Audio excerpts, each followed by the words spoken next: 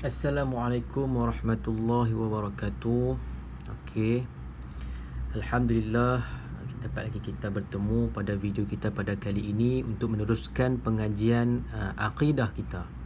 Sebelum ini kita dah belajar tanda-tanda kiamat, iaitu tanda-tanda kecil kiamat, dan pada hari ini kita akan belajar tanda-tanda besar kiamat. Okey, kita buka muka surat 32. Okey, tengok yang pertama. Okey. Keluar sejenis binatang dari perut bumi. Apa nama dia? Nama dia dabbatul ard. Dabbah ataupun dabbatul ard ni. Nanti akan keluar satu binatang. Binatang ni pelik lah. Binatang ni pelik, dia akan keluar daripada perut bumi. Apabila keluar satu binatang ni, maksudnya dah terjadilah kiamat besar ataupun tanda-tanda kepada kiamat yang besar akan berlaku. Nombor 2 adalah lahirnya Dajjal. Lahir Dajjal. Dajjal ni dia ni manusia macam kita juga. Tapi dia ni diberi apa? Diberi kekuasaan ataupun sihir kepada dia. Yang dia ni boleh buat macam-macam. Dajjal ni dia adalah orang yang dikatakan orang yang selalu membuat fitnah. Itulah nama Dajjal. Bila keluar Dajjal ni, maksudnya akan terjadilah kiamat-kiamat, kiamat yang betul ataupun tanda kiamat besar. Okey. Nombor 3 adalah keluar asap tebal memenuhi timur dan barat. Dari timur ke barat kat dunia ni akan keluarlah asap yang tebal. Okey. Nombor 4, Nabi Isa akan turun untuk menyelamatkan Islam. Okey, Nabi Isa akan turun pada masa tu untuk menyelamatkan Islam pada akhir zaman nanti. Masa itulah kita nak jadi kiamat dan nak kiamat dah masa tu. Nombor 5 adalah munculnya Imam Mahdi. Imam Mahdi ni adalah pemimpin orang Islam pada akhir zaman nanti.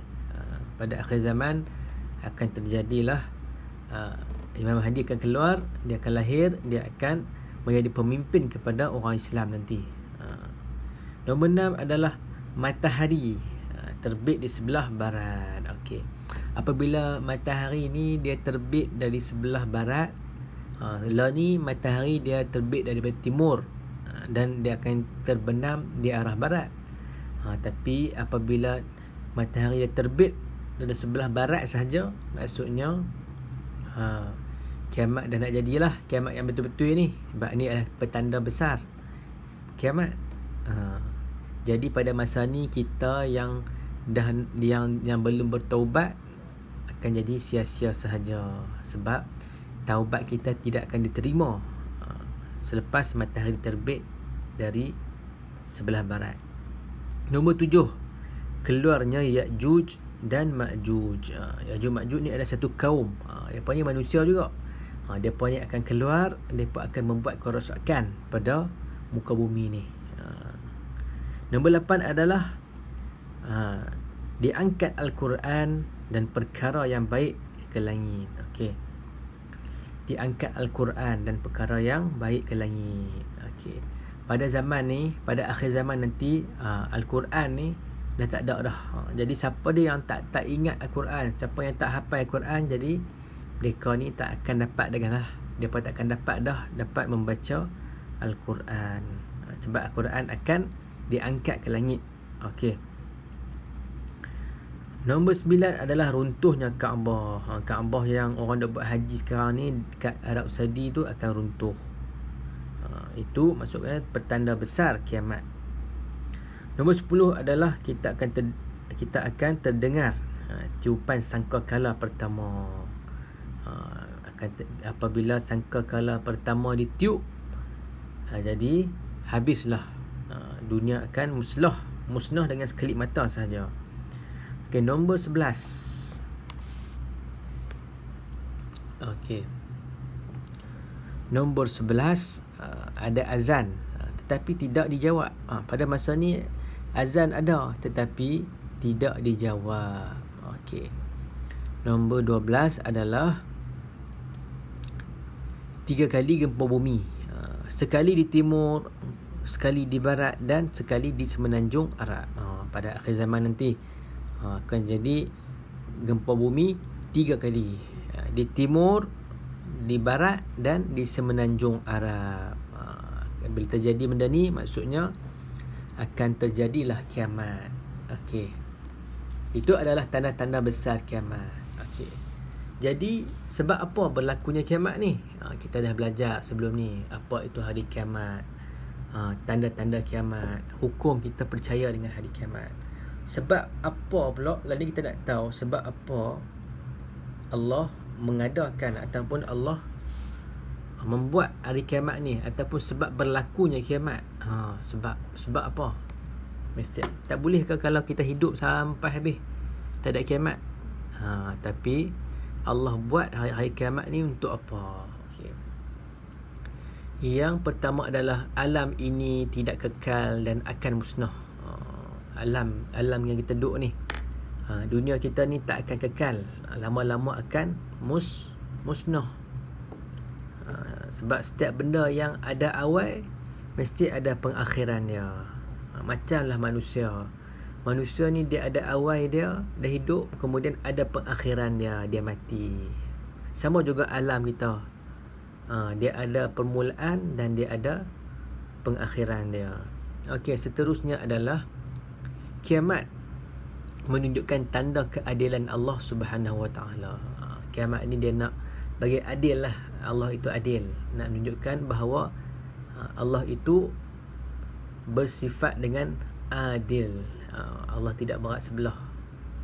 Jadi bila akhirat nanti, semua orang akan ditimbang amalan dia dengan seadil-adilnya.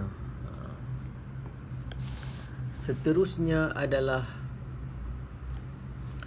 pembalasan di dunia terbatas. Ada yang masih belum menerima balasan.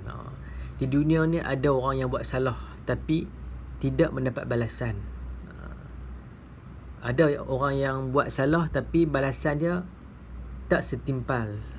Jadi di akhirat nanti dia buat apa pun, balasan dia akan balasan yang setimpal. Sama saja semua manusia. Di akhirat nanti dia akan dapat balasan yang sama. Mengikut banyak mana kejahatan yang dia buat, banyak itulah dia akan kena. Itulah kita berlakunya hari kiamat. Seterusnya adalah kita menunjukkan kebesaran dan kekuasaan Allah Subhanahu Wa Taala. Jadi Allah nak menunjukkan kebesaran dia, Allah nak menunjukkan kekuatan dia atau kekuasaan dia. Allah menciptakan hari kiamat, ataupun Allah mengadakan hari kiamat. Jadi itulah cara Allah nak menunjukkan kekuasaan dia ataupun kebesaran dia. Okey. Dan seterusnya, yang terakhir adalah hidup di dunia ini hanya sementara. Okey, hanya kehidupan di akhirat sahaja yang kekal abadi. Okey. Dunia kita ni yang kita duduk lah ni sementara sahaja. Okey. Sementara sahaja. Yang kita nak hidup selama-lamanya ni adalah di akhirat nanti, ataupun kita sebut di syurga nanti. Kita nak hidup lah sampai bila pun, itu tak kisah dah. Tapi kita kena ingat, di dunia ini kita hidup sahaja, sementara sahaja. Okey. Saya harap kamu boleh faham pelajaran kita pada hari ini, iaitu tanda-tanda besar kiamat dan sebab-sebab berlakunya hari kiamat. Okey. InsyaAllah kita akan sambung lagi pengajian kita pada pengajian kita yang akan datang. Assalamualaikum warahmatullahi wabarakatuh.